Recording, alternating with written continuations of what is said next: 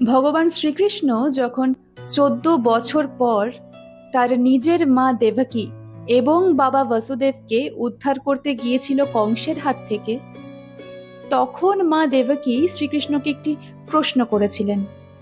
তিনি বলেছিলেন, তুমি তো আমার নিজের ছেলে, তুমি তো ভগবান, তুমি তো চাইলে অনেক আগেই আমাদের এখান থেকে উদ্ধার করতে পারতে, তাহলে এত দেরি কেন করলে?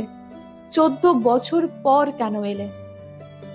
তখন শ্রীকৃষ্ণ তার মা দেবকীকে মনে করান যে তিনি আগের জন্মে ছিলেন স্বয়ং শ্রী রামচন্দ্র, আর দেবকী ছিলেন কৈকেয়ী, যিনি দশরথের কাছে বর হিসাবে শ্রীরামচন্দ্রকে 14 বছরের জন্য বনবাসে পাঠিয়েছিলেন।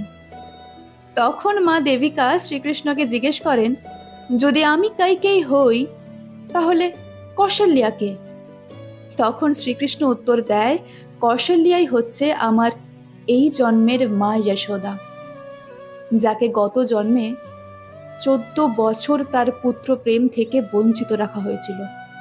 তাই এই জন্মে আমি 14টা বছর আমার সেই মা যশোদার কাছেই ছিলাম, আর তুমি আমার নিজের মা হওয়া সত্ত্বেও 14 বছর আমি তোমার থেকে আলাদা ছিলাম। কর্মার খেলা কিছুটা এরকমই হয়।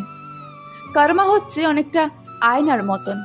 তুমি যাই করো, সেটা ভালো হলে ভালো, সেটা খারাপ হলে খারাপ, অ্যাজ ইট ইজ রিটার্ন আসবে। কর্মা আসবেই, আজ নয়তো কাল কিংবা অনেক বছর পর।